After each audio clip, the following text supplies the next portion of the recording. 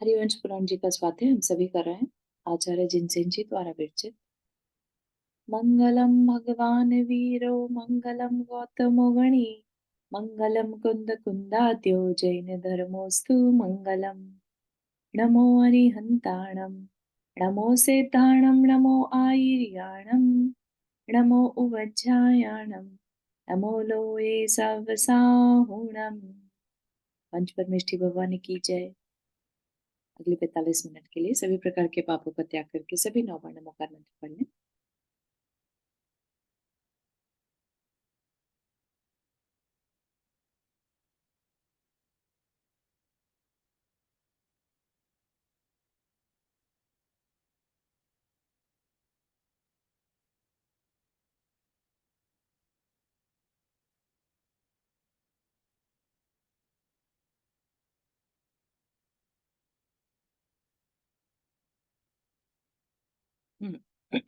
तो हमने कल के प्रकरण में देखा था कि किस तरह से बलदेव जो थे, बलराम जो थे, कृष्ण को 6 माह तक अपने घुमाते रहे कि नहीं उठेगा उठेगा ऐसे, है ना। उसको नहलाना धुलाना, उसके लिए भोजन बनाना, सब कुछ करते रहे, बार बार बार बार, एवरी सिंगल डे, है ना।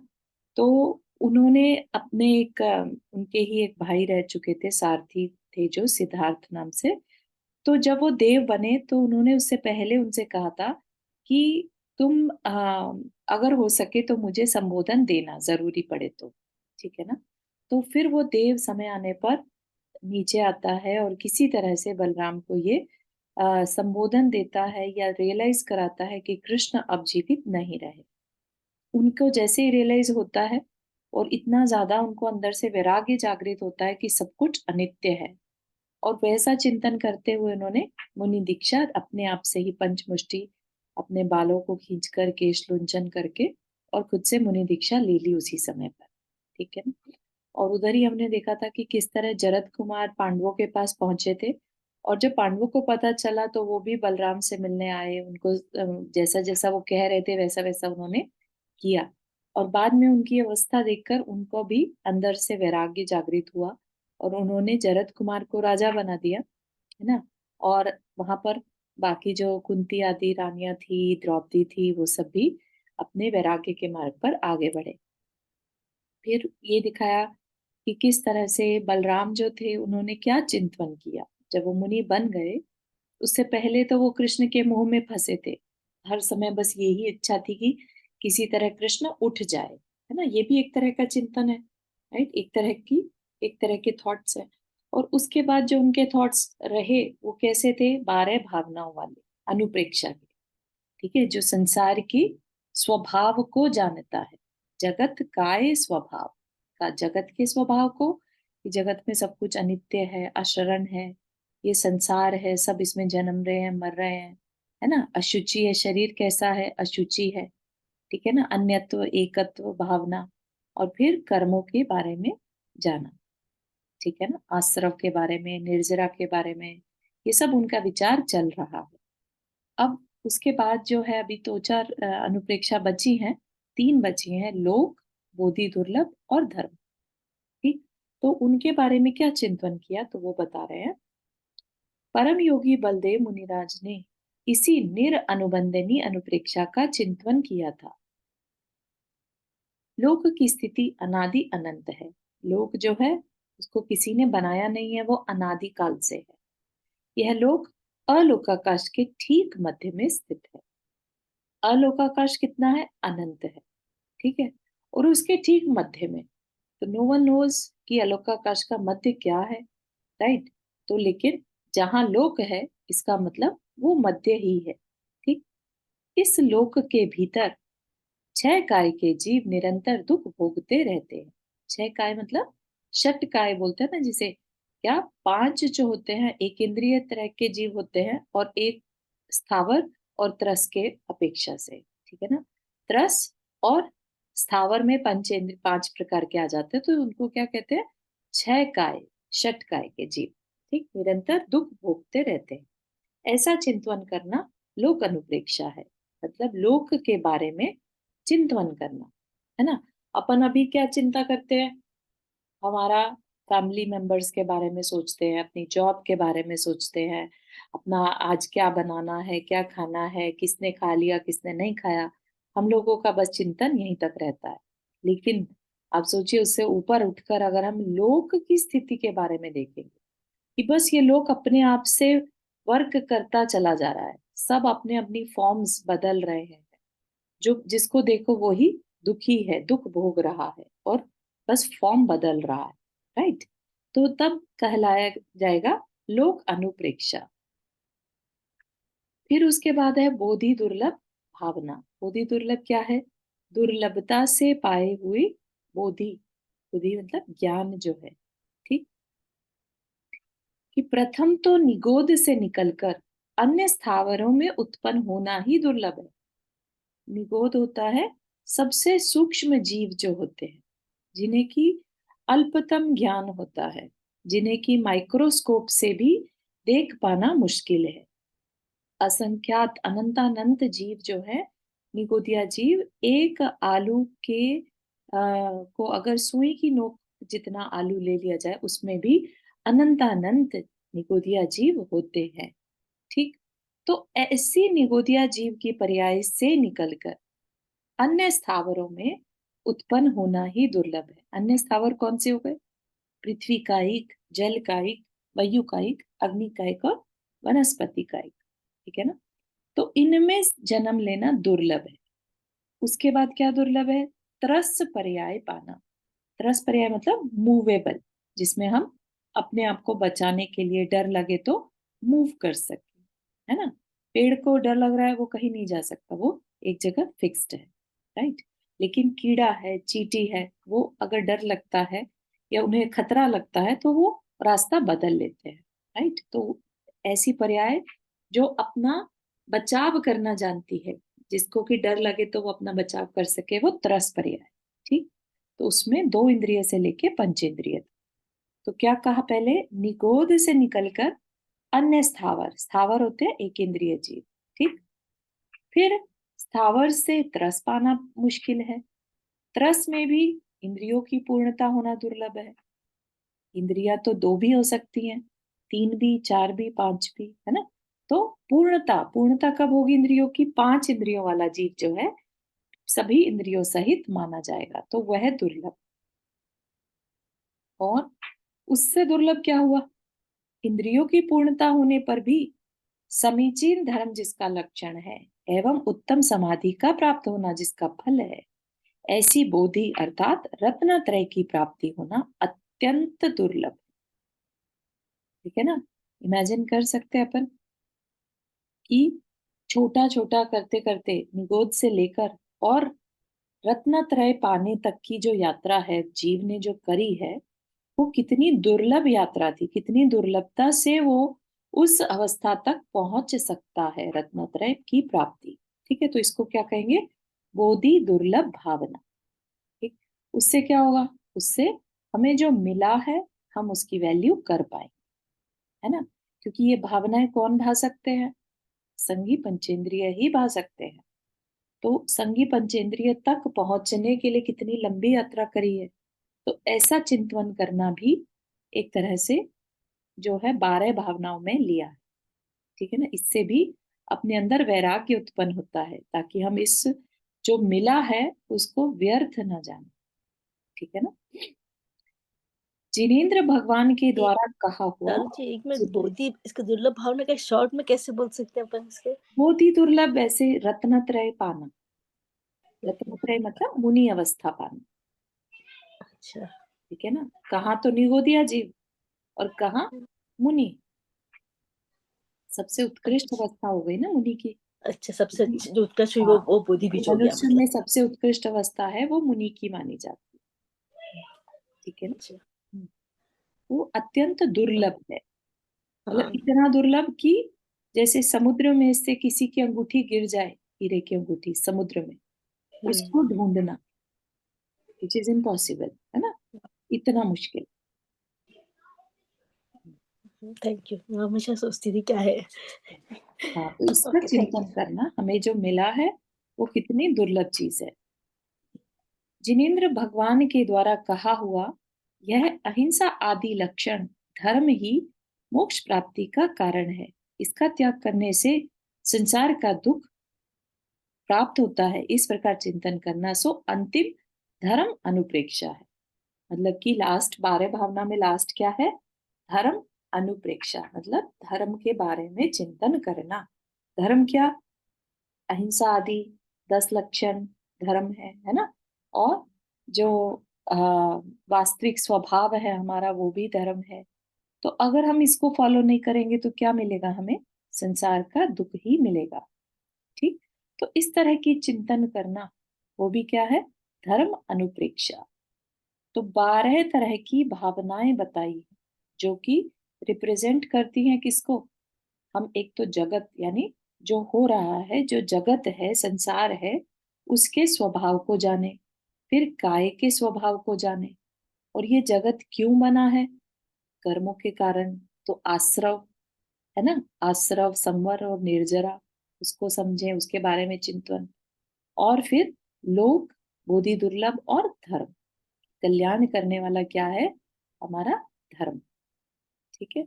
और धर्म से यहाँ पर ये नहीं लीजिएगा कि जो हम मंदिर जाकर क्रियाएं करते हैं उस धर्म की यहाँ पर चर्चा नहीं है।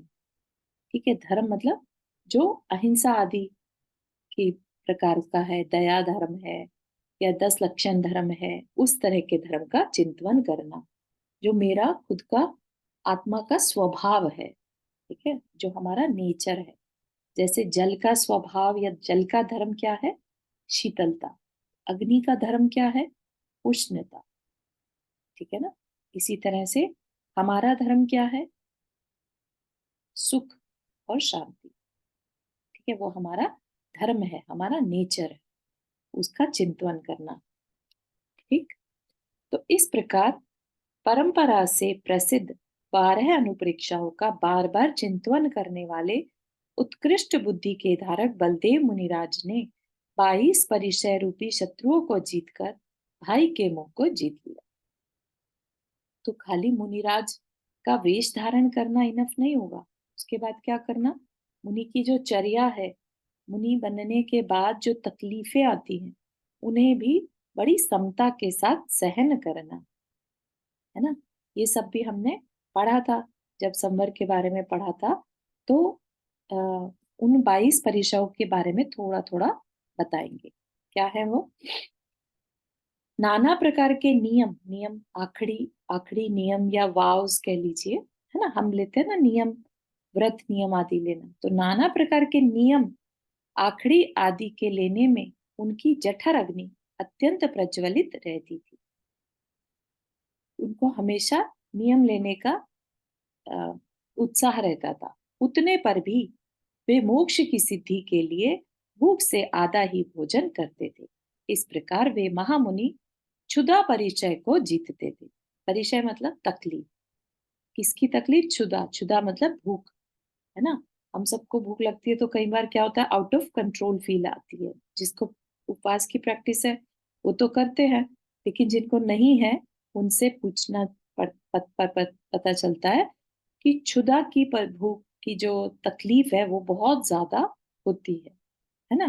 कितने सारे क्राइम जो है वो क्षुधा रोग के कारण, भूख, पेट की भूख के कारण हो जाते हैं। राइट। तो वो है एक बहुत बड़ी तकलीफ है जिसे मुनिराज जो है जीतते हैं। खाना मिला तो ठीक, नहीं तो नहीं। और कई बार मिल जाए तो उससे भी कम खाते हैं। तो एक तरह से फुल्ली अपने ऊपर कंट्रोल करते हैं। प्रतिकार रहित धैर्य के धारक। प्रतिकार रहित मतलब जो किसी तरह का कोई अब जैसे कहते हैं ना रिवेंज लेना, या किसी तरह का कोई रिएक्शन नहीं करना। तो प्रतिकार से रहित धैर्य के धारक, फुल ऑफ पेशेंस नाउ। ठीक। बलदेव मुनिराज शांति रूपी घन घटा से अभिषिक्त होने के कारण शरीर रूपी पर्वत के अवयवभूत अटवी को जलाने वाली दावानल के समान तीव्र प्यास से पीड़ित नहीं होते थे। मतलब कि पूरा जंगल भी जिसको बुझा ना पाए, जंगल की आग को भी जो बुझा ना पाए, ऐसी तीव्र प्यास, इतनी तेज प्यास को भी वो अब पीड़ा नहीं मानते थे। इस प्रकार वे तृषा परिचय पर विजय प्राप्त करते थे। तृषा मतलब प्यास, ठीक है, प्यास लग रही है तो लग रही, कोई मतलब नहीं।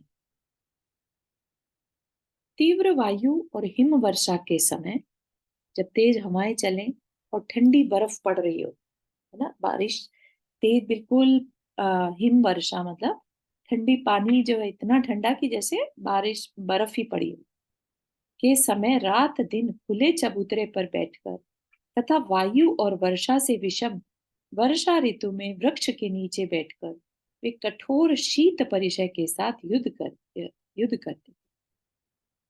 तो बारिश के समय पर अगर हम किसी पेड़ के नीचे बैठे और सिर के ऊपर टप टप टप बूंदे पड़ती रहे, है ना, पहले तो ठंड, और ऊपर से वो बिल्कुल फोकस नहीं बन सकता अगर बार बार बूंदे पड़ती रहे, लेकिन वो भी एक तरह का परिचय सहन करने की स्थिति बन जाती है। ठीक, तो कठोर शीत परिचय, ठंड को सहन करना। फिर किस परिचय को सहन करते थे? ग्रीष्म ऋतु, क्योंकि ये तो है नहीं कि तपस्या कोई एक दिन की या 2 दिन की है ना, सालों लग जाते थे। ठीक है ना, जैसे आदिनाथ भगवान ने कितने साल किया? 1000 वर्ष, राइट। तो 1000 वर्ष में कितनी ऋतुएं बदली होंगी, है ना, कितनी गर्मी, कितनी सर्दी, कितनी बारिश, सब कुछ हुआ होगा। तो मुनिराज जो है ये सब तरह के परिचय सहन करते। ग्रीष्म ऋतु में पर्वत के ऊंचे शिखर पर स्थित होकर वे चारों ओर से उष्ण परिचय सहन करते थे। कोई छाया नहीं, ओपन में, खुले पर्वत पर, पत्थर पर जो कि और गर्म हो जाता है, ऐसे में उस गर्म पत्थर पर खड़े होना, उष्ण परिचय सहन करते थे। उस समय उनके ऊपर दावानल का धुआं छा जाता था, उससे ऐसा जान पड़ता था मानो वे छतरी की छाया से गर्मी की बाधा को ही दूर कर रहे हैं। मतलब इतनी गर्मी की जंगल में भी आग लग जाए, है ना, और उसका धुआं छा जाता था पूरी उनके ऊपर, फिर भी वो उसको सहन करते थे। चुपके चुपके आने वाले हड्डी रहित जंतु जैसे डांस, मच्छरों से उनका रुधिर खूब पिया गया, फिर भी वे निश्चल रहे।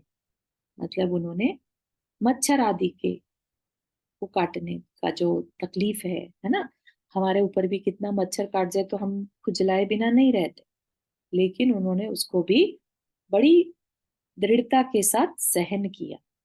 उन्होंने दंश मशक, जो भी बाइट्स होती है, बग बाइट्स, है ना, अलग अलग तरह के कीड़े काट सकते हैं। बारिश हो गई तो काट सकते हैं, गर्मी में तो अलग तरह के काट सकते हैं, है ना। तो उस कठिन परिचय को बड़ी दृढ़ता से सहन किया था। मतलब अब उन्हें बिल्कुल इस चीज का कोई भान नहीं था कि मेरे शरीर को ये पसंद है कि नहीं, है ना। वो सिर्फ अपने फोकस के साथ, इसलिए उन्होंने रत्नत्रय धारण किया, उसमें संलग्न थे। जो शरीर में संलग्न था, अपाय रहित होने पर भी विश्वास के योग्य नहीं था, जिसका एक दिन भी पालन करना कठिन था, एवं जो उत्तम स्त्री के समान लज्जा से सहित था, ऐसे नागन्य परिचय को वे अपनी इच्छा अनुसार सहन करते थे। मतलब कि नग्नता, बालकवत जन्म, है ना, ऐसे रूप को भी सहन करना, अपनी उस लज्जा को जीतना, ठीक है ना। कोई आके कुछ कह के चला जाए, अपशब्द कह के चला जाए, तो उस नग्नता के परिचय को भी उन्होंने जीता। वे ध्यान के योग्य पहाड़ी मार्ग एवं वन की दुर्गम भूमियों में अकेले ही विहार कर सदा धर्म साधन में प्रीति रखते थे और शत्रु की तरह रति परिचय के निग्रह करने में संलग्न रहते थे। मतलब कि अच्छा लगेगा ऐसे जगहों पर जाना, है ना, लेकिन वो अकेले ही ध्यान करना पसंद करते थे, अकेले ही विहार करना पसंद करते थे, ताकि उनका ध्यान, धर्म ध्यान बना रहे। ठीक है, तो वो क्या कहलाएगा? रति परिचय। रति परिचय मतलब अच्छा जो लगे वो ना मिलना, ठीक है, तो उसको सहन करना। भ्रकुटी लता रूपी कुटिल धनुष पर चढ़ाए हुए स्त्रियों के कटाक्ष रूपी बाणों की वर्षा करने वाले कामदेव रूपी योद्धा को व्यर्थ करने वाले उन मुनिराज ने अतिशय बलवान स्त्री परिचय को जीता था। स्त्री परिचय जो है मुनिराज के लिए, है ना। सबने मेनका और विश्वामित्र की कहानी सुनी होगी, किस तरह से मेनका जो है विश्वामित्र जब अपनी साधना कर रहे थे उनको विचलित करने आती है, राइट। तो इसी तरह से उनके लिए भी स्त्री परिचय को जीतना एक तरह से तकलीफ को ही जीतना है, कि मन में स्त्री का ख्याल भी ना आए, है ना। तो इस तरह से उन्होंने उस स्त्री परिचय को भी जीत लिया था। उनके अंदर अब स्त्री को देखकर कोई भाव नहीं आते थे। वे संयमी मनुष्यों के आवश्यक कार्यों में हानि न कर सवारी आदि का विचार किए बिना ही तीर्थ क्षेत्रों में विहार करते थे और चर्या परिचय से कभी खेद खिन्न नहीं होते थे। चर्या परिचय मतलब चलना, चलने से कभी थकते नहीं थे कि नहीं अब चलना है, फिर से चलना है, ऐसा नहीं। कोई सवारी नहीं, कुछ नहीं, किस पे बैठ के जाना है कोई मतलब नहीं, है ना। तो उस चीज से भी वो ध्यान रखते थे। आई थिंक ये रुक्मिणी आंटी के मुझसे हो गया annotation, I don't know how to stop that.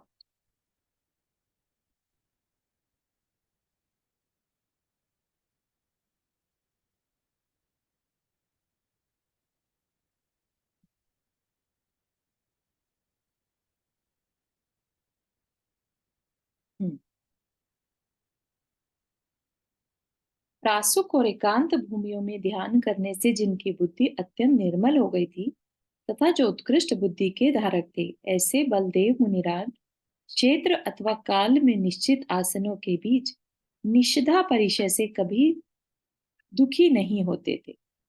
मतलब कि आ, साफ सुथरी जमीन मिले नहीं मिले, है ना। तो इस तरह से निषिद्धा मतलब बैठना, तो कहीं पर भी बैठना पड़ जाए वो उस चीज से भी कभी दुखी नहीं होते थे। ठीक। अब ऐसा तो है नहीं कि वो अपने साथ साथ आसन लेके चल रहे हैं, जहां जगह मिली वहां पर बैठ गए, ठीक है ना। वे मुनि ध्यान और अध्ययन में सदा निमग्न रहते थे, इसलिए रात्रि के समय क्रम क्रम से बहुत थोड़ी निद्रा लेते थे, वह भी पृथ्वी रूपी शैया पर एक करवट से और बिना कुछ ओढ़े हुए। इस प्रकार वे शैया परिचय से कभी पीड़ित नहीं होते थे। ठीक। तो इसी तरह की व्यवस्था जो है आप आज के मुनिराज पर भी लगा सकते हैं। जो आचार्य विद्यासागर जी महाराज हैं वो इसी तरह की सब तरह की परिचय को बड़े आसानी से झेलते हैं, पता भी नहीं चलता, हमेशा उनके स्माइल रहती है चेहरे पर। वह भी इसी तरह से बहुत थोड़ी सी निद्रा लेते हैं और जमीन पर एक करवट पर सोते हैं, चटाई भी इस्तेमाल नहीं करते, है ना। सोचिए आप कैसा तकलीफ को खुद ही इनवाइट करते हैं। इस तरह से वो इस तरह की शैया परिचय से कभी पीड़ित नहीं होते। फिर धीर वीर बुद्धि को धारण करने वाले बलदेव मुनिराज दुर्जनों के द्वारा तीक्ष्ण कुवचन रूपी शस्त्रों से हृदय में घायल होने पर भी कुवचनों की बाधा सहते हुए सदा इस बात का स्मरण रखते थे कि मुझे क्षमा से युक्त होना चाहिए, ठीक है ना। तो क्या मतलब उनके अंदर कभी आक्रोश नहीं आता। कभी ऐसा हो कि कोई उन्हें कुछ कह दे तो अंदर से ये भाव नहीं होता था कि मैं भी इसको कुछ उल्टा सीधा बोलूं, है ना। उन कुवचनों को वो सहन कर जाते थे। तो हमें भी ये बात भी सीखने की है मुनिराजों से, है ना, कि हमें कोई आकर कुछ कह दे बिना मतलब के तो हमें उससे कोई मतलब नहीं, ठीक है ना। एक तरह से उसको एक तकलीफ मानकर सहन कर लेना चाहिए। तो क्या उन्हें याद रहता था कि उन्हें क्षमा से युक्त होना चाहिए।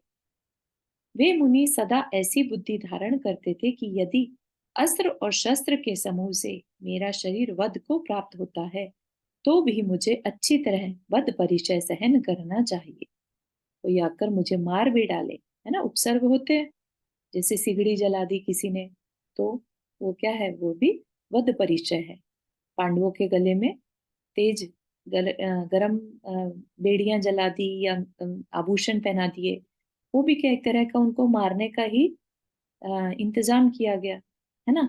या जैसे सुकुमाल मुनि को जो है और सियालिनी खाती रही 3 दिन तक, वह भी क्या है, वध परिचय, उसको वो सहन करते, ठीक है ना। बाह्य और अभ्यंतर तप को करने वाले वे मुनि, बाह्य तप और अभ्यंतर मतलब एक तो बाहर से शरीर का तप और अभ्यंतर से अंदर का तप, मतलब कि अंदर, अंदर किसे कहेंगे, अपने मन बुद्धि और चित्त को निर्मल रखना, राइट। ऐसे मुनिराज हड्डी मात्र अवशिष्ट शरीर की स्थिरता के लिए यद्यपि चरणन योग की पद्धति से उद्यम करते थे, यानी चर्या के लिए जाते थे, पर कभी किसी से आहार आदि की याचना नहीं करते थे। इस प्रकार वे याचना परिचय को जीतते थे, मतलब कि मांग कर नहीं खाएंगे कि हमें भोजन दे दो, दिया तो ठीक है, गए और किसी ने दे दिया तो ठीक है, नहीं तो नहीं खाएंगे। वे मौन से आहार के लिए विहार करते थे, अपना शरीर मात्र दिखाते थे, चांद्री चर्या से युक्त रहते थे, अर्थात चंद्रमा के समान अमीर गरीब सभी के घर प्रवेश करते थे और लाभ अलाभ में प्रसन्न रहते थे। इस प्रकार उन्होंने अलाभ परिचय को जीत लिया। उन्हीं के लिए क्या लाभ, बेसिकली भोजन ही उनके लिए लाभ, मतलब कुछ पाना, और ना मिले तो वही उनकी अलाभ परिचय है ना। और मौन से, मुंह से कुछ नहीं बोलेंगे। वे रूखे शीतल और प्रकृति के विरुद्ध आहार तथा वात पित्त कफ के प्रकोप से उत्पन्न रोग का प्रतिकार नहीं करते थे, सदा उसकी उपेक्षा ही करते थे, है ना। उसको इग्नोर करते थे, कोई भी है ठीक है होगा। इस प्रकार रोग परिचय को उन्होंने अच्छी तरह जीत लिया था। अतनंतर हाँ, 4-5 और रह गई हमारे पास परिचय है, वो भी देखते हैं। हाँ, नहीं और नहीं बताई, इतनी ही बताई है ना। तो 16 के अराउंड यहाँ पर बताई। अतनंतर संसार के तीव्र भय से भयभीत, पेज मिस तो नहीं हुई? 782, हाँ यहाँ पर पेज मिसिंग है एक्चुअली। 785, 84 हुआ, 783 पेज नंबर इज मिसिंग, है ना। तो बाकी के परिचय आए होंगे, राइट। तो आई थिंक रेखा जी के पास इसकी हार्ड कॉपी है and she is not here, तो I ask if she can share, ठीक है। मेरे पास भी है। ओके ओके, तो आप उसका पिक्चर लेकर जब आपको समय मिले तो भेजिएगा। ठीक है, तो अब नया चैप्टर शुरू हो गया। वहां पर उन्होंने जो बाकी की परिचय थे उनको पूरा किया, राइट, जो बचे हुए थे। और उसके बाद क्या हुआ वो दिखाते ये हैं। जो 22 परिचय होते हैं वही है ना? हाँ, 22 परिचय में से 16 तो आ गए यहाँ पर, रोग हाँ परिचय तक 16, हाँ।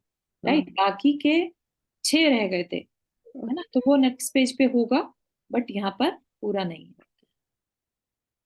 ठीक है, तो अगला देखते हैं। अतनंतर संसार के तीव्र भय से भयभीत पांडव पल्लव देश में विहार करते हुए श्री नेमी जिनेन्द्र के समीप पहुंचे। उस समय भगवान 4 प्रकार के देवों से व्याप्त समो शरण को सुशोभित कर रहे थे एवं अष्ट प्रातिहार्य रूप परम ऐश्वर्य से युक्त थे। अब पहली बार पांडव भी उनके दर्शन के लिए पहुंचे। अभी तक तो कृष्ण पहुंचे थे, है ना। हमने उन सारा कृष्ण के बारे में, उनके पूर्व भावों के बारे में जाना था। अब पांडव पहुंचे। पांडवों ने प्रदक्षिणा देकर भगवान को नमस्कार किया। तदनंतर प्राप्त हुए जिनेन्द्र रूपी वर्षा काल से धर्मामृत का पान कर उन्होंने अपने पूर्व भाव पूछे और श्री जिनेन्द्र इस प्रकार उनके पूर्व भाव कहने लगे। इसी भरत क्षेत्र की चंपा नगरी में जब कुरुवंश का आभूषण स्वरूप राजा मेघवाहन पृथ्वी की रक्षा करता था, तब वहां सोमदेव नाम का एक ब्राह्मण रहता था। उसकी सोमिला नाम की स्त्री थी और उससे उसके सोमदत्त, सोमिल और सोमभूति नाम के 3 पुत्र उत्पन्न हुए थे। इन पुत्रों के मामा का नाम अग्निभूति था और उसकी स्त्री अग्निला थी। ठीक, तो इन पुत्रों के मामा यानी पत्नी का भाई, है ना। तो उन दोनों के क्रम से धनश्री, सोमश्री और नागश्री नाम की 3 कन्या उत्पन्न हुई थी, जो कि उक्त 3 पुत्रों की क्रम से स्त्रियां हुई थी। शाहरुख किसका भाई, किसका भाई? तो ये बता रहे हैं, पांडवों ने पूछा अपने बारे में, है ना, हाँ। तुम्हारे पूर्व बताइए। तब क्या ठीक है। बताया उन्होंने कि एक राजा रहता था मेघवाहन नाम का, वहीं पर उसी शहर में एक सोमदेव नाम का ब्राह्मण भी रहता था। उस सोमदेव नाम के ब्राह्मण की जो स्त्री थी, है ना, हाँ। उससे उनको 3 पुत्र हुए, और उस स्त्री के भाई के भी 3 पुत्रियां थी। ओह! अच्छा, ठीक अच्छा, है? ठीक तो है। उन पुत्रों के साथ उन 3 पुत्रियों का विवाह हो गया। ठीक। समस्त वेदों का जानने वाला ब्राह्मण सोमदेव कथाचित शरीर भोग और संसार से विरक्त हो जिन धर्म में दीक्षित हो गया। सोमदत्त आदि 3 भाई भी जिन शासन की भावना से युक्त थे, इसलिए धर्म, अर्थ और काम पुरुषार्थ का सेवन करते हुए गृहस्थ धर्म में रत हो गए। किसी समय धर्म रुचि नामक मुनिराज, जो धर्म के अखंड पिंड के समान जान पड़ते थे, भिक्षा के समय चांद्री चर्या से उनके घर प्रविष्ट हुए। ब्राह्मण थे वैसे तो वो लोग, लाइट। तो क्या कहा, मुनिराज उनके घर आए चांद्री चर्या, मतलब उनको कोई मतलब नहीं है कि कोई बड़ा है छोटा है कौन है ना, बस उनको प्रासुक खाना जो है भोजन मिलना चाहिए। सोमदत्त ने उठकर बड़ी विनय से उन मुनिराज को पड़गाहा। पड़गाहने के बाद किसी अन्य कार्य में व्यग्र होने से वह तो चला गया और दान देने के कार्य में नागश्री को नियुक्त कर गया। अपने पूर्वकृत पाप उदय से मुनिराज के विषय में कोप के वशीभूत हो नागश्री ने उन्हें विष मिश्रित अन्न का आहार दिया, जिससे वे मुनिराज संन्यास स्मरण कर सर्वार्थ सिद्धि को प्राप्त हुए। मुनिराज ने तो विष ग्रहण करते साथ ही जब उन्हें पता चला कि उनका मरण निश्चित है, तो उन्होंने समाधि मरण ले लिया, और उसके कारण वो सर्वार्थ सिद्धि में पहुंचे, है ना। नागश्री, जो कि सोमदत्त की पत्नी थी, नागश्री के इस दुष्ट कार्य को जानकर वे तीनों भाई बहुत दुखी हुए और संसार से विरक्त हो उन्होंने वरुण गुरु के समीप दीक्षा धारण कर ली। उनकी जो 2 छोटे भाइयों की पत्नियां थी, धनश्री और मित्रश्री, ने भी समस्त संसार वास से विरक्त हो गुणवती आरिका के समीप दीक्षा धारण कर ली। इस प्रकार वे सब 5 ज्ञान, 3 सम्यक दर्शन, चारित्र एवं तप की शुद्धि के लिए प्रवृत्त हो चरित्र पालन करने में उद्यत हो गए। मतलब क्या कि मुनि दीक्षा और आरिका दीक्षा ले ली, तीनों भाई। और अम, नागश्री ने भी किया क्या, बाकी 2 ने लिया, नागश्री का क्या हुआ देखेंगे आगे, है।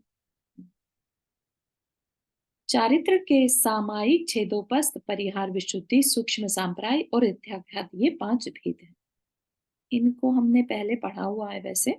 सामायिक और छेदोपस्थापना ऑलमोस्ट सेम ही है, जिसमें समता की साधना करी जाती है ना, इंद्रिय विषयों से दूर रहकर, और समता की साधना। परिहार विशुद्धि बहुत विशिष्ट प्रकार का जो है रहता है, राइट। सूक्ष्म संप्राय, जिसमें जो कषाय है वो बहुत कम हो जाए, सूक्ष्म, है ना, संप्राय मतलब कषाय, राइट। तो सूक्ष्म संप्राय चारित्र, और यथाख्यात मतलब जब वो अपने वास्तविक स्वभाव में, यानी तीर्थंकर या केवली बन जाए, राइट, यथाख्यात। तो ये 5 भेद है। सब पदार्थों में, अच्छा यहाँ पर बता ही दिया आगे, सब पदार्थों में समता भाव रखना तथा सर्व प्रकार के सावध्य योग का पूर्ण त्याग करना सामायिक चारित्र है। सावध्य योग मतलब हिंसा के कार्यों का त्याग करना, ठीक है। तो मुनि बन गए तो सामायिक चारित्र। अपने प्रमाद के द्वारा किए हुए अनर्थ का संबंध दूर करने के लिए जो समीचीन प्रतिक्रिया होती है वह छेदोपस्थापना चारित्र है, जिसमें प्रमाद हट जाए। प्रमाद मतलब अपने आत्मा के कल्याण के बारे में ही सोचना, ठीक है। तो उस प्रमाद से वो बचने की जो कोशिश करे वह छेदोपस्थापना, जिसमें जीव हिंसा के परिहार से विशिष्ट शुद्धि होती है, जिसमें कि अब उन मुनियों से किसी भी जीव की हिंसा नहीं हो पाती, ऐसा वो परिहार विशुद्धि नाम का चारित्र कहलाता है, ठीक है। तो विशिष्ट शुद्धि उनके अंदर हो जाती है, सिद्धि बोलते हैं एक तरह की। तो वो परिहार विशुद्धि। सांपराय कषाय को कहते हैं। सांपराय का मतलब क्या है, कषाय। ये कषाय जिसमें अत्यंत सूक्ष्म रह जाती है, वह पाप को दूर करने वाला सूक्ष्म संप्राय नाम का चारित्र है। और जहाँ समस्त मोह कर्म उपशम या क्षय हो चुकता है, उसे यथाख्यात अथवा अथाख्यात चारित्र कहते हैं। यह चारित्र मोक्ष का साक्षात साधन है। ठीक, तो यहाँ पर थोड़ा सा बताया जा रहा है कि वो लोग ने क्या किया। ठीक है, 5 ज्ञान, 3 सम्यक दर्शन, चारित्र और तप। तो 5 ज्ञान तो बताया नहीं यहाँ पर, लेकिन चारित्र और तप के बारे में बता रहे हैं। तो चारित्र बता दिए 5 प्रकार के, और अब बता रहे हैं तप। तप के बाह्य और अभ्यंतर के भेद से 2 भेद हैं। इनमें बाह्य तप क्या है? अनशन आदि, है ना, काय क्लेश, अनशन, उनोदर, है ना, वृत्ति परिसंख्यान आदि जो हमने पढ़े थे, वो बाह्य तप है 6 प्रकार का। और आभ्यंतर तप भी प्रायश्चित आदि के भेद से 6 प्रकार का माना गया है। विनय, प्रायश्चित, है ना, प्रतिक्रमण, कायोत्सर्ग, ये सब क्या है? आंतरिक अभ्यंतर तप। संयम को अब उनको एक्सप्लेन किया यहाँ पर, 12 के 12 तपों को।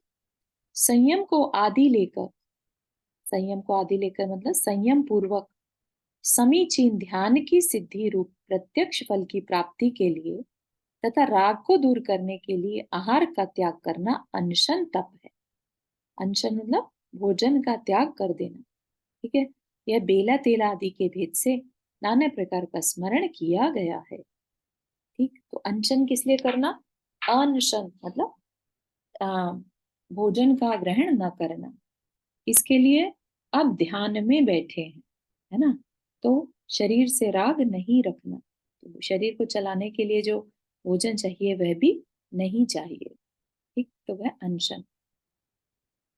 वात पित्त आदि दोनों का उपशम, संतोष, स्वाध्याय और ध्यान की सिद्धि के लिए एवं तथा संयम की प्राप्ति के लिए भूख से कम भोजन करना अवमोदार्य तप है। अवमोदार्य मतलब भूख से कम खाना। जितनी भूख है उतना खा लिया तो पेट भर जाएगा, पेट भर जाएगा, संतुष्टि होगी, संतुष्टि होगी तो निद्रा आएगी, प्रमाद आएगा, है ना। तो इसलिए जो मुनिराज है उसको भूख से कम खाते हैं, ताकि मन जो है तप में लगा रहे। यह जागरण का कारण है। इस तप के प्रभाव से निद्रा की अधिकता दूर हो जाती है। ठीक, फिर वृत्ति परिसंख्यान। वृत्ति परिसंख्यान में जब वो मुनि भोजन के लिए निकलते हैं तो पहले से एक नियम ले लेते हैं कि ये मिलेगा, ये कुछ होगा तो भोजन करेंगे, नहीं तो नहीं करेंगे। ठीक, तो भोजन विषयक तृष्णा को दूर करने के लिए भिक्षा के अभिलाषी मुनि जो घर तथा अन्न आदि से संबंध रखने वाले नाना प्रकार के नियम लेते हैं, वह वृत्ति परिसंख्यान नाम का तप है ना। जैसे कोई मुनिराज आहार के लिए निकले, मन में क्या सोच लेते हैं कि आज कोई चांदी का कलश दिखेगा तभी भोजन करेंगे, या उस घर में ही भोजन करेंगे, है ना। तो इस तरह का क्यों कर लेते हैं? ताकि भोजन के प्रति जो है तृष्णा ना रहे, है ना, कि भोजन किसी चीज पर डिपेंड हो गया, ऐसा मानो। निद्रा और इंद्रियों को जीतने के लिए जो घी, दूध आदि गरिष्ठ रसों का त्याग कर दिया जाता है, वह रस परित्याग नाम का तप है। आयम्बिल बोलते हैं ना, आयम्बिल, तो वह रस परित्याग नाम का एक तप है, ताकि जो जीभ को जो रसों की आदत पड़ जाती है उसको, उस चीज को जीत सके। व्रत की शुद्धि के लिए पशु तथा स्त्री आदि से रहित एकांत प्रासुक स्थान में बैठना, उठना विविक्त शय्यासन तप है।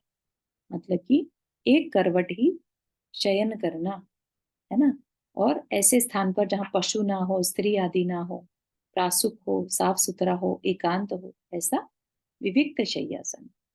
ठीक, आतापन, वर्षा और शीत। आतापन मतलब गर्मी, वर्षा और शीत, शीत मतलब ठंडा, ये 3 योग धारण करना तथा प्रतिमा योग में स्थित होना, इन्हें आदि लेकर बुद्धि पूर्वक जो सुख का त्याग किया जाता है, वह मोक्ष मार्ग की प्रभावना करने वाला काय क्लेश नाम का तप है। मतलब जैसे एक ही पोजीशन में बस खड़े हैं, है ना, गर्मी हो, सर्दी हो, मच्छर काट रहा हो, कुछ नहीं, काय क्लेश। ये क्या है? काय क्लेश नाम का बाह्य तप है। तो इस प्रकार यह अनशन आदि 6 प्रकार का तप बाह्य द्रव की अपेक्षा रखता तथा पर कारणों से होता है, इसलिए इसे बाह्य तप कहा जाता है। इसमें जो है सारे बाह्य निमित्तों से डिपेंड करेगा, है ना। अब अंतरंग में क्या होगा? अंतरंग में जब हमारा अच्छा, उमा बहन ने भेज दिया है पेज, तो उसको देख लेते हैं अपन।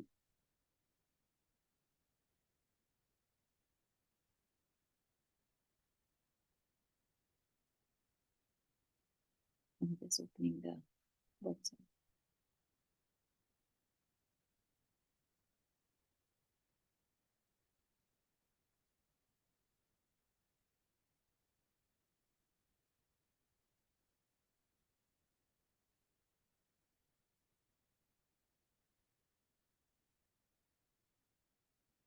हम्म,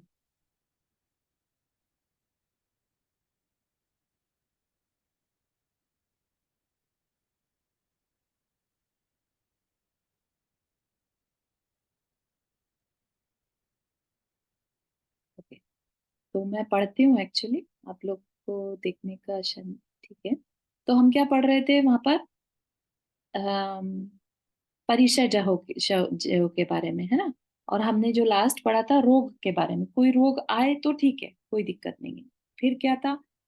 फिर शयन आसन आदि के समय कठोर लाख के कण तृण तथा कंकड़ आदि के द्वारा पीड़ित होने पर भी उनके अंतरंग में किसी प्रकार का विकार उत्पन्न नहीं होता था, और भी तृण स्पर्श परिचय को अच्छी तरह सहन करते थे, है ना। तृण मतलब चुभने वाला, है ना।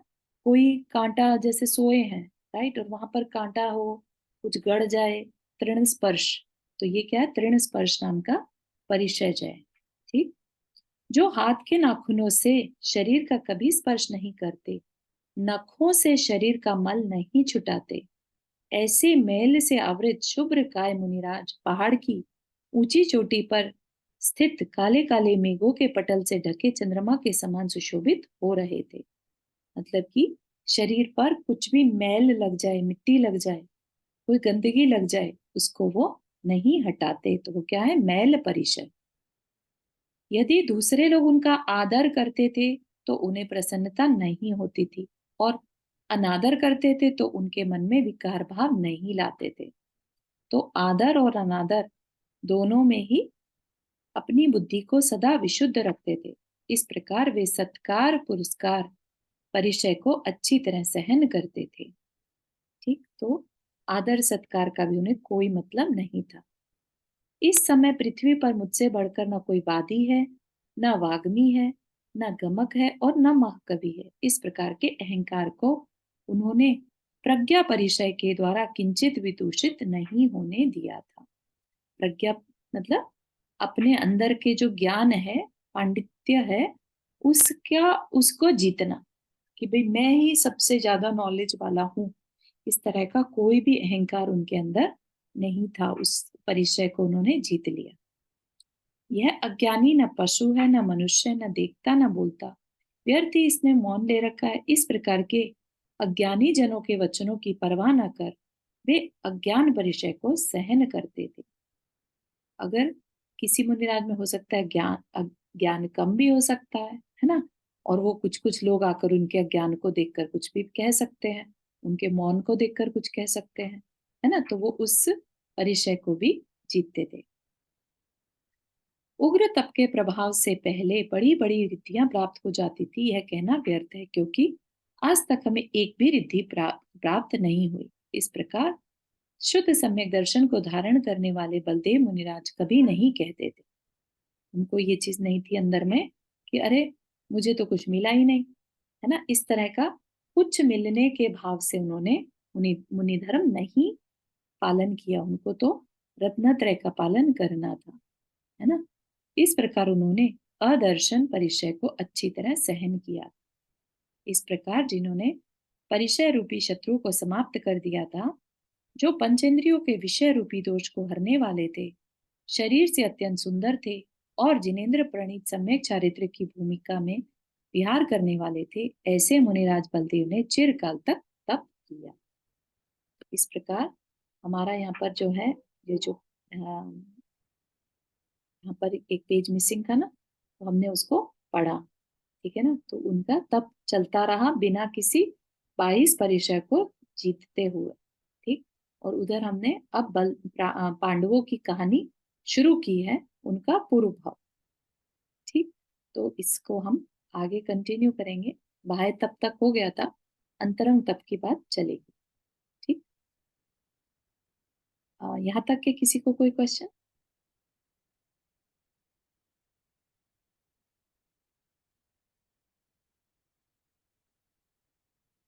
मैं चारित्र इसमें छेदो छेदो ये स्थापना आपने बताया ना चारित्र के बारे में थी, जी तो हाँ। वो अपना मतलब क्या है? हम्म आत्मा का कल्याण खाली वही करने का एक क्या मतलब है? छेदोपस्थापना मतलब हाँ, एक तरह से छेदोपस्थापना है बेसिकली, प्रमाद से बचना। प्रमाद क्या है? हमें हाँ, आत्मा का कल्याण में नहीं लगने देता, ओके। है ना। हाँ, किसी अपेक्षा से छेदोस्तप स्थापना जो है, वो मुनि दीक्षा को भी कहते हैं, जिसके अंदर कोई दोष लग गए हों उसको वापस से हम्म, धर्म में स्थापित करना, छेदोपस्थापना। लेकिन यहाँ पर क्या है, एक तरह से मुनि राज ही जो प्रमाद से रहित रहते हैं, वो छेदोपस्थापना चरित्र कहलाता है, ठीक है। छेद, जिन्होंने छेद दिया है ना, अपनी आ, दूर कर दिया है। छेद मतलब दूर करना, है ना। और उन्होंने हम्म, अपने प्रमाद को दूर कर दिया है, ठीक। तो अच्छा, ऐसे चरित्र को छेदोपस्थापना, तो वो सामायिक और छेदोपस्थ एक जैसा ही लिया जाता है एक्चुअली। Thank thank you. ठीक है, तो इसको अपन कंटिन्यू करेंगे नेक्स्ट वीक। और कल अपनी रेगुलर बेसिक जैनिज्म वाली क्लास होगी, तो आपने उसकी अलजेब्रा। रिकॉर्डिंग नहीं भेजी थी? हाँ, नहीं भेजी क्या? उसका लिंक अलग है। हाँ नहीं, तो आपने हाँ ये- लिंक अलग दे भेज चुकी थी आप, पर उसमें एक पहली आई बस, बाद दूसरी कोई नहीं आई। अच्छा अच्छा। हाँ, तो उसको आप सेव करिएगा, लिंक को उसी में ही मैं शेयर सेव करते रहूंगी। हाँ, वो तो शेयर कर ली। और कर्म कैसे करे की भी नहीं भेजी थी आपने। ओके, ठीक है। आज 8 बजे चलिए, वो शुभ जी का भी कोई जूम पर है ना? किसका? 8 से 9 अशोक भाई ने, अशोक जी और रेखा जी ने कोई लिखा है ना व्हाट्सएप ओ अच्छा, जूम पे। हाँ हाँ हाँ हाँ, ठीक है। वो मीटिंग है एक्चुअली, दैट इज हाँ, रिलेटेड टू डीजे। या पर्यूषण के बारे में कुछ। हाँ, ठीक है। चलिए, आज नहीं रखते हैं। जिनवानी स्तुति। जावाणी के ज्ञान से सुझे लोकालोक, सोवाणी मस्तक धरो सदा देत बूदो। ये जिनवाणी भारती तो ही जपो दिन रहन, जो तेरा शरणा गए सो पावे सुख चैन। 9 बार नमः करना।